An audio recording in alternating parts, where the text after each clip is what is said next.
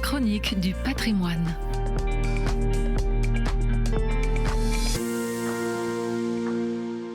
Aujourd'hui, nous remontons aux origines du monachisme chrétien en Égypte en découvrant les vestiges archéologiques témoins de cette histoire. C'est en effet dans ce pays que le monachisme chrétien est apparu au IIIe siècle et l'Égypte détient encore aujourd'hui un très riche patrimoine archéologique qui nous renseigne sur le développement de ce phénomène. Le monachisme apparaît dans le désert égyptien lorsque des hommes choisissent de se retirer dans le désert pour y mener une vie d'ascèse et de prière. Obéissant à l'exhortation des évangiles de se dépouiller des richesses matérielles, les premiers moines suivent l'exemple du Christ qui se retire au désert pendant 40 jours. Ce paysage hostile omniprésent en Égypte est central dans la spiritualité égyptienne. Perçu comme un moyen de purification, il a façonné la spiritualité des moines d'Orient. Le premier à choisir cette voie est saint Antoine d'Égypte, considéré comme le premier moine anachorète, c'est-à-dire ermite. Au début du IVe siècle, le monachisme cénobite, c'est-à-dire communautaire, se développe grâce à l'exemple de saint Pacôme. Il fonde 8 monastères et organise la vie en communauté monastique sous l'autorité d'un abbé. Sa règle, codifiée par Basile de Césarée, encadre également l'architecture des monastères.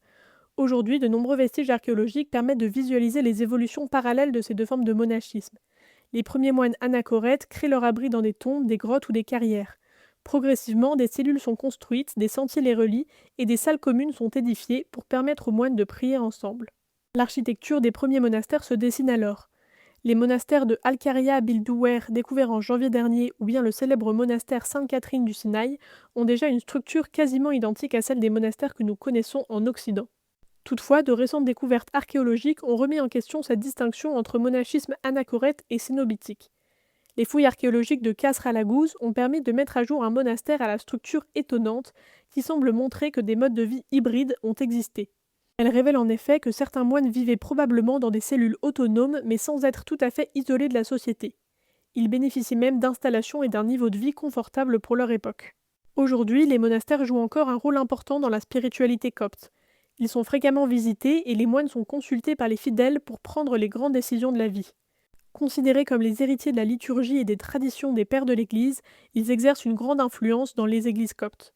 C'est parmi eux que sont choisis les évêques et le patriarche d'Alexandrie et non pas parmi les prêtres. L'archéologie nous éclaire ainsi sur une dimension essentielle de la spiritualité et des modes de vie des premiers chrétiens d'Orient.